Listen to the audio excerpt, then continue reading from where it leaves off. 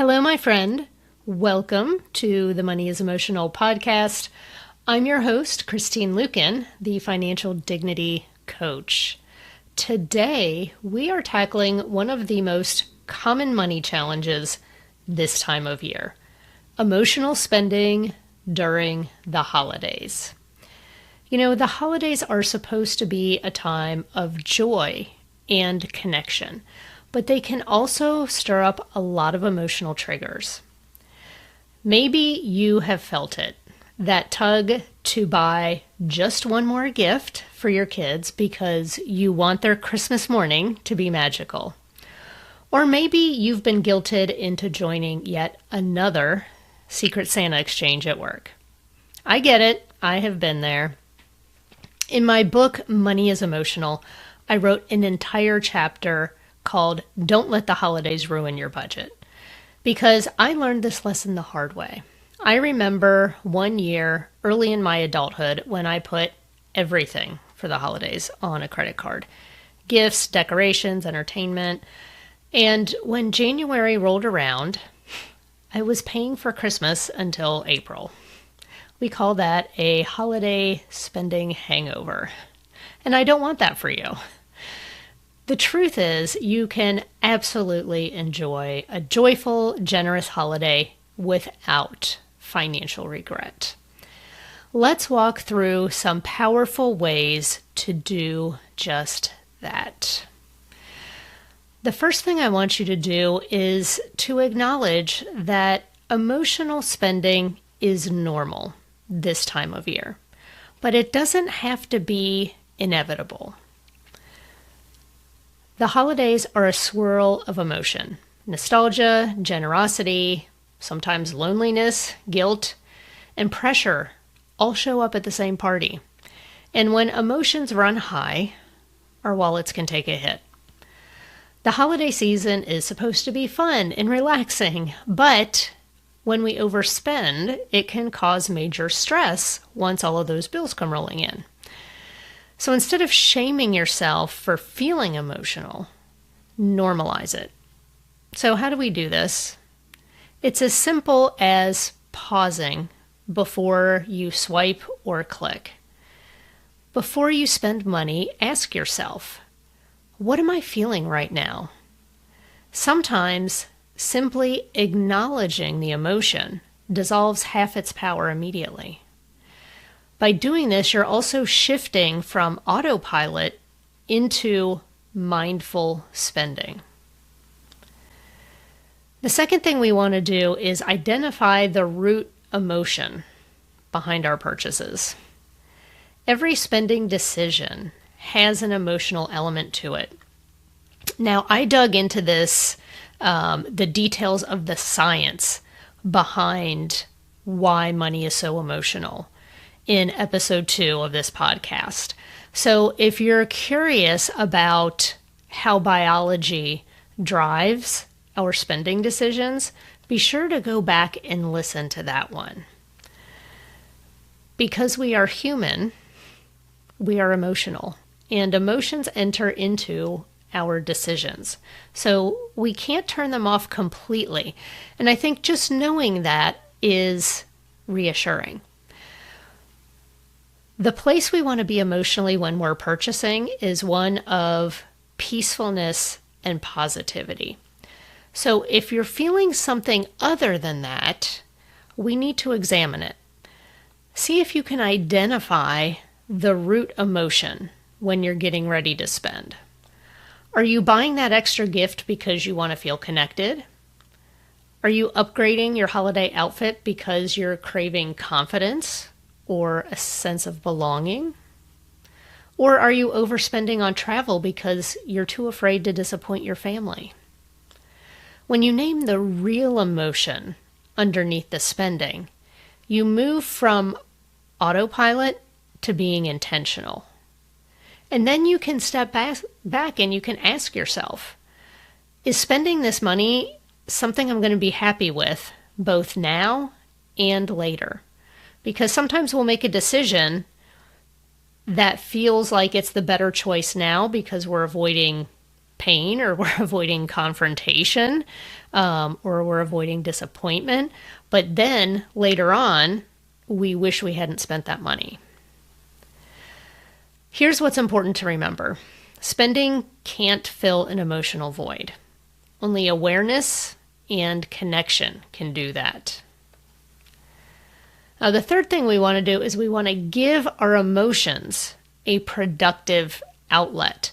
So this is something that I wrote about extensively in Financial Dignity After Divorce. When we try to suppress or ignore our emotions, they eventually spill out, often through our spending. If we don't give these emotions a productive outlet, they often will find a destructive one. Emotions are literally energy in motion.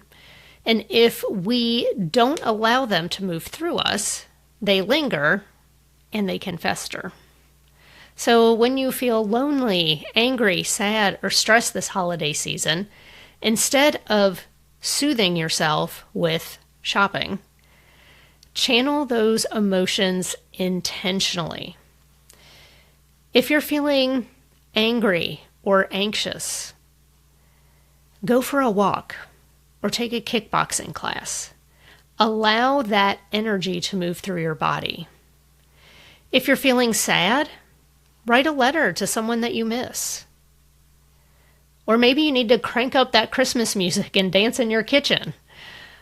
Bake cookies to give them away. Or snuggle up on the couch with your kids or your fur babies and let yourself get teary-eyed while watching The Grinch Who Stole Christmas.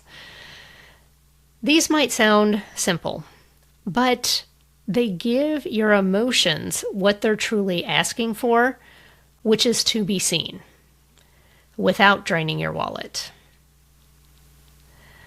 The other thing we want to make sure that we do is we want to set emotional and financial boundaries. Here's the truth. Sometimes the pressure to spend doesn't come from inside. Sometimes it comes from other people. Whether it's family, friends, or coworkers, they all have their own expectations about what holiday generosity should look like. I like to remind people it's your job to mow your own grass, not your neighbor's. What does that mean? In other words, you're responsible for your own financial choices and not anybody else's. I had a client years ago whose entire extended family always went on a holiday trip together. But it had gotten to the point where the whole trip was a big drama fest to a destination that my clients really weren't even that crazy about. So I asked them, what do you want the holidays to look like? And it was interesting because at first they couldn't even answer the question because they never entertained the possibility that they could say no to this family trip. So we talked about it. We got into the emotional aspects. We talked about the potential family backlash that might result if they declined to take the trip this coming winter. The couple really wanted to go to Hawaii, and they actually wanted to do it in February. So they informed their family in the early fall that they would not be attending the usual holiday trip because they had already committed their vacation dollars to Hawaii. Yes, they did get some flack from their family members, but they offered to host a holiday open house for the extended family to come by and to see the kids during the Christmas season. And guess what? They had an amazing holiday at home, nice and quiet, without all the family drama, and they got to take their trip to Hawaii in February. So just because a holiday tradition has always been there doesn't mean you have to go along with it, especially if it's pushing against your financial boundaries and it's interfering with the goals that you have for your family. So yes, there is something to be said for traditions and spending time with family, but you really need to think about what is most important to you. Where do you want your dollars going? And, sometimes it is wise to question these traditions. I mean, maybe there's other people in the family that don't want to do it either, right? That they would rather save their money. So just be open and check in with your heart and think through the conversation before you have it. So if a group gift exchange, an expensive dinner, or a big trip doesn't fit into your spending plan, you can simply say, that doesn't work for us this year, but we'd still love to celebrate together. Boundaries are not walls. They are peacekeepers. Dare to enter the Wealthy Woman Book Club, where answers exist to forbidden questions, where women of all ages and income secretly gather, where knowledge is shared, where possibilities are explored, where women claim their power. Dare to stay a spell in the Wealthy Woman Book Club. In this place, we lift each other up. In this place, we start dreaming again. In this place, we see financial miracles. In this place, we grow through the glory and the failure. In this place, we step into a new identity. Dare to champion the Wealthy Woman Book Club. We're creating a future where women are financially empowered across the globe. We're creating a future where our daughters stand on equal financial footing with our sons. We're creating a future where we purchase with our principles rather than price tags. We're creating a future where we use the power of money for the benefit of people and the planet. Welcome to the Wealthy Woman Book Club. Dare to come in, woman. Come in. Join us at wealthywomanbookclub.com.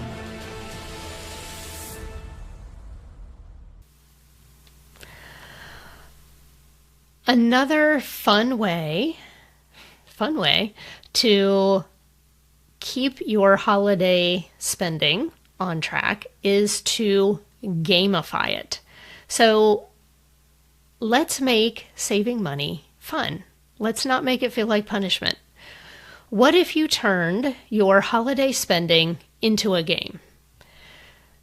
Give yourself a spending mission, like finding meaningful gifts under a certain amount or saving a set percentage off of retail. Track your progress like you would a fitness goal. There's actually apps for holiday gifts where you can put each person, your target dollars, and this can help you stay on track. A lot of times people will write down their holiday budget on paper, but if you don't have it with you at the store, you might not know if you're overspending or not. So use technology as your friend. So track your progress on your holiday spending plan. How much did you save by using coupon codes or cashback apps? How many creative, low-cost gifts did you come up with? And when you hit your goal, reward yourself with a little prize. Maybe it's that coveted ski jacket that you've been eyeing, or a ticket to see your favorite comedian. Here's the truth. Almost half of us are going to buy ourselves a Christmas gift anyway, so let's use it as leverage to stick to our holiday spending plan.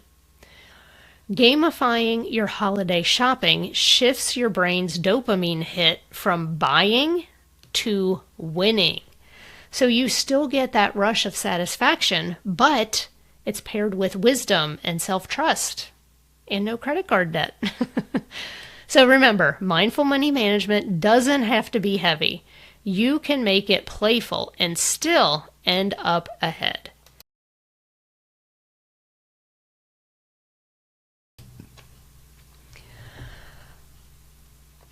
The other thing I would suggest you do is craft a magnetic money mantra for the season. One of my favorite tools are magnetic money mantras. What these are short, emotionally charged statements that help rewire your mindset in the moment. So I've actually created one for you. You can modify this or use it as it is. So try saying this a couple times before you head out to the mall or click checkout. I give and spend with peace and joy. I stay aligned with my prosperity plan. I give and spend with peace and joy. I stay aligned with my prosperity plan. I give and spend with peace and joy. I stay aligned with my prosperity plan. When you repeat that, you're telling your unconscious mind, I am safe, I'm intentional, I'm in control. And look, there's going to be plenty of opportunities for you to overspend this holiday season.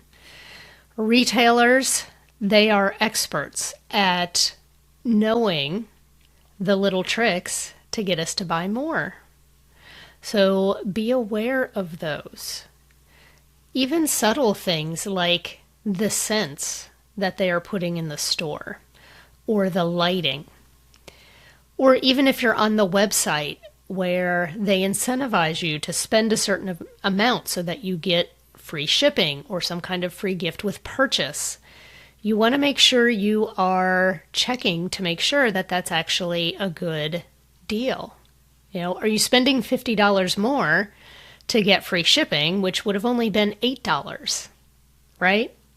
You probably should have just paid for the shipping. So keep your mind sharp and tune in with your emotions. So let's all take a deep breath right now.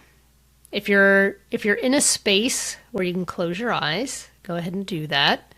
If you're driving, please do not do that. Keep your eyes wide open.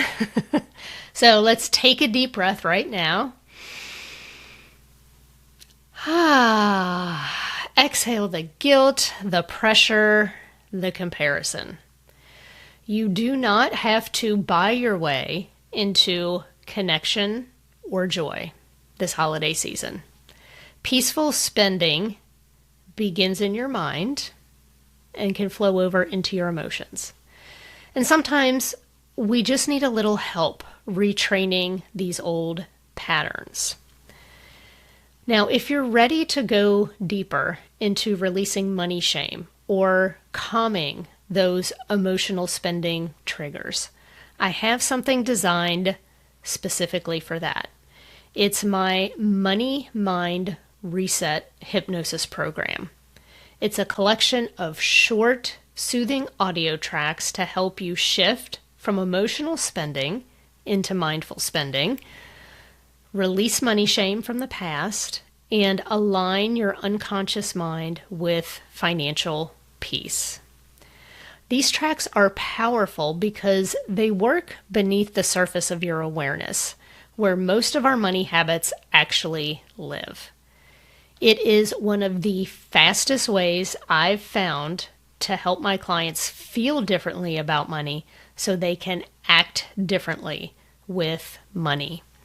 And the best thing about these is that you can listen to them as you fall asleep. The less conscious you are, the better they actually work. So you can find the link for Money Mind Reset in the show notes. So remember this, my friend. Your emotions aren't the enemy. They're messengers. They're pointing you toward what needs to heal and what truly matters. This holiday season, let your giving and your spending come from peace, not from pressure. You deserve to enjoy your holidays without financial regret. And if you're looking for a gift that keeps on giving this holiday season, consider giving one of my books to that person on your gift list who could use a boost of financial dignity. Well, my friend, this is where I leave you for today. If today's conversation inspired you, please leave us a review.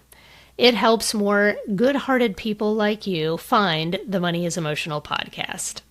And if you're not a subscriber yet, what are you waiting for? Hit that subscribe button so you never miss a dose of financial dignity.